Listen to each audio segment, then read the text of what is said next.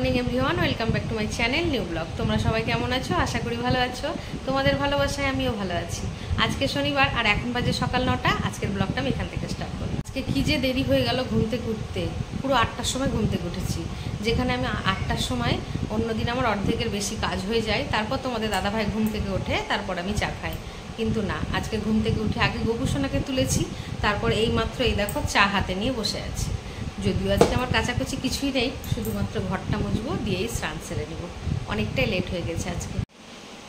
তো এখন আমি তোমাদের দাদাভাই বাজারে গেল, আজকে শনিবার সেরকম কিছু আনতে বলি। আমি বললাম খালি পটল নিয়ে এসে একটা আলু পটলের তরকারি হবে আর একটু ডাল টাল এইসব করবো। তো এই যে জলের বোতলগুলো জল ভরে ফ্রিজে রেখে যাব, না হলে তোমার ওই দোকান চলে যাবো, এসে তখন আর ঠান্ডা জল খেতে পারবো না। আর কদিন পর পুজো? আজকে কি বার? শনিবার, শুক্রবার, আর 5 দিন। আজকে শুক্রবার নয়, আজকে শনিবার। শনিবার? হ্যাঁ হ্যাঁ, আজকে নিরামিষ খাবি তুই। আজকে কিন্তু মাছ মাংস ডিম কিছু হবে না, পারবি খেতে? আমাদের দাদাভাই বাজার থেকে চলে এসেছে, আর ওর জন্য একটু চা বসিয়েছি, কারণ ও একটু স্নান করেছে তো খালি পেটে যাবে না, তো সেই জন্য চা খেয়ে যায়। আর তোমাদের দাদাভাই না জল খাবার খায় না, কোনো দিন খায় না জল খাবার, মানে বাড়িতে খায় না। আর দোকানে যদি ইচ্ছে টিচ্ছে হয় কখনো কখনো, তখন পাশেই তো আমাদের ডালপুরির দোকান আছে, সেখান থেকে ডালপুরি খাই। তো চলো তোমাদের দাদাভাইকে চাটা আগে দিয়ে দিই। নাও তোমার চা। তো আমি এখন স্নান করে নিয়েছি, খুব তাড়াতাড়ি করে স্নানটা করলাম, কারণ আজকে লেট হয়ে গেছে, তোমাদের আগেই বলেছি। তো চলো এবার গোপুসোনাকে পুজোটা দিই। পুজো দেওয়া হয়ে গেছে, চলে এসেছি রান্নাঘরে। এই দেখো মুগের ডাল সেদ্ধ বসিয়েছি। আজকে তো শনিবার, মুসুরির ডাল হবে না, সেই জন্য এই যে মুগের ডাল সেদ্ধ বসিয়েছি। আর পাশে না একটু গরম জল বসিয়েছি কালো কড়াই। গরম জলটা বন্ধ করে দিলাম। এই দেখো গরম জলের মধ্যে পনিরের প্যাকেটগুলো দিব, মানে বরফ হয়ে আছে পুরো। এই এত বরফ আমি তো কাটতে পারবো না, তো এখানে একটু দিয়ে দিব, তাহলে একটু সফট হয়ে যাবে পনিরটা, তাহলে কাটতে সুবিধা হবে। আটছে না মনে হচ্ছে। এই যে রেখে দিয়েছি ডুবিয়ে দুটোই, এখন 5-7 মিনিট থাকলে নরম হয়ে যাবে। তো চলো এবার পনিরগুলো তুলে নিই কড়াইয়ের থেকে, যে থালার মধ্যে রেখে এবার পিস পিস করে কাটবো। পনিরগুলো আমি পিস করে কেটে নিয়েছি, আর এবার বাটির মধ্যে রেখে দেবো। এই যে 2 প্যাকেট পনির আমার কেটে নিয়েছি। এগুলো আমার ভাজা হয়ে গেছে, পনিরগুলো এবার আমি তুলে নেব।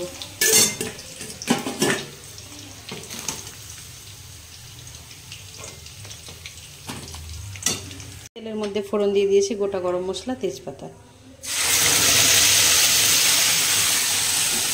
এবার আমি আদা, কাঁচা লঙ্কা, টমেটো পেস্টটা দিলাম।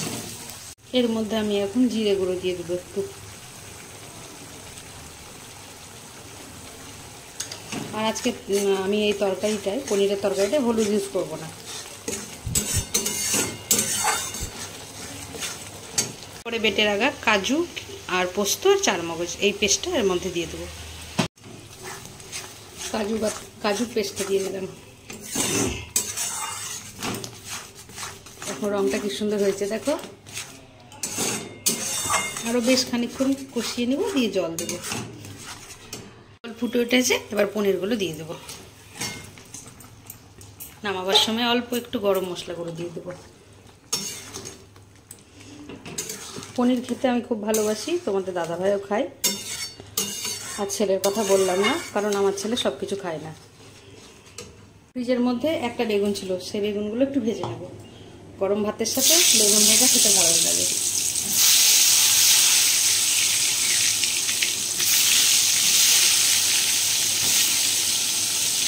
এর জন্য এই আলু টমেটোর ফোড়নের তরকারিটা বানিয়ে রাখছি।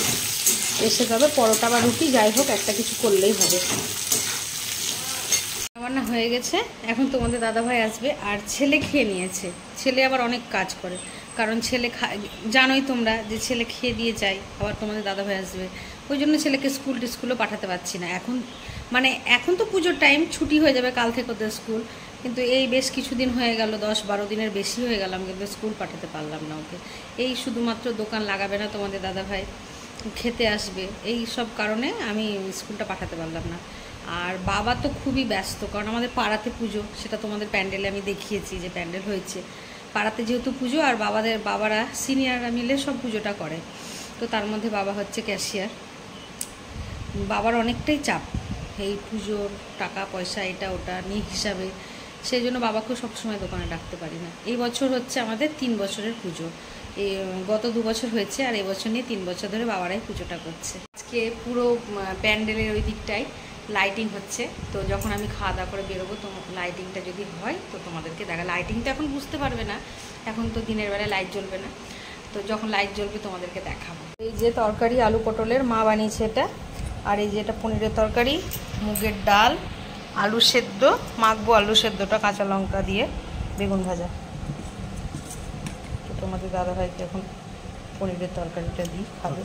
এটা রাত্রেও হয়ে যাবে পনিরের তরকারিটা। বেরিয়ে গেছি বাড়ি থেকে, আর এই দেখো লাইট, দেখো আমাদের গলিতেই লাইট দেওয়া শুরু হয়ে গেছে, গলি থেকে লাইট দিয়েছে। ওখানে একটা লাইট আরও রয়েছে, চলো দেখাই। এই দেখো এখানে একটা লাইট,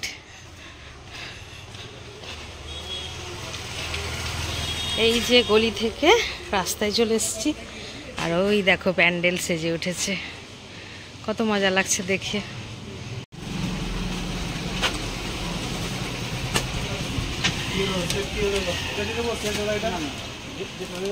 এখন দোকান থেকে বাইরে বেরিয়ে গেছি, এখন বাজছে 9:30। দেখতে দেখতে ঘড়ির কাঁটা কিরকম ঘুরে যাচ্ছে। তো এখন দোকান থেকে চলে এসেছি, 10:30 বাজছে ঘড়ির কাঁটা। এখন দেখো 10:30 বাজছে, কিন্তু তোমাদের দাদাভাই এখনও আসেনি। আমি একটু তাড়াতাড়ি চলে এলাম, আর এসে দেখো ফ্রেশ হয়ে গেছি, আর এখন ময়দা মাখবো, দিয়ে পরোটা ভাজবো। তো ময়দাটা দেখো আমি মেখে রেখেছি, মাখা আমার হয়ে গেছে, মানে জল দিয়ে হালকা করে মেখেছি। তো এখন একটা ঢাকা দিয়ে রাখি, 5 মিনিট মতো রেস্টে থাক, ততক্ষণ ফ্রিজ থেকে তরকারিগুলো বার করি। দেখো ঘড়ির কাঁটা এখন 11:30, 11:25 বাজছে, অনেকটাই রাত হয়ে গেল। এবার খাওয়া দাওয়াটা করে নেব। তো এই দেখো পরোটা, আজকে আর পরোটাটা হটপটের মধ্যে রাখিনি, তাড়াহুড়া করে। আর এই যে দুপুরের আলু পটলের তরকারি, মুগের ডাল, পনির, আর এই যে আলু টমেটো দিয়ে যেটা বানিয়েছিলাম রাত্রের জন্য স্পেশালি, সেটা। এটা অনেকটা তরকারি, 4 রকম তরকারি আছে, কি খাবো জানি না। আর এই যে তোমাদের দাদা আমি মিষ্টি নিয়ে এসেছি, তো দেখা যাক আমি কি দিয়ে খাই। আমি কিন্তু পনির দিয়ে আগে খাবো। তো আজকে পরোটাগুলো তাড়াতাড়ি ভাজতে গিয়ে একটু বেশি লাল লাল হয়ে গেছে। তো আমি নিয়ে নিয়েছি পনিরের তরকারি আর 2খানা পরোটা। তো আর দেরি করা যাবে না, 11:30 বেজেই গেছে। খেতে খেতে 8 ঘন্টা টাইম লেগে গেল, এখন ঘড়ির কাঁটে পুরোপুরি 12টা বাজছে। তো যাই হোক, আর ভিডিওটা বাড়াচ্ছি না, আজকের ব্লগটা এখানে শেষ করছি। আজকের ব্লগটা যদি তোমাদের ভালো লেগে থাকে তবে like, comment, share and subscribe করতে ভুলো না। সবাই ভালো থেকো, সুস্থ থেকো, দেখা হচ্ছে নেক্সট ব্লগে। Good night, morning everyone, welcome back to my channel new blog. তোমরা সবাই কেমন আছো? আশা করি ভালো আছো। তোমাদের ভালোবাসায় আমিও ভালো আছি। আজকে রবিবার, আর এখন বাজে সকাল 9টা। আজকের ব্লগটা আমি এখান থেকে স্টার্ট করলাম।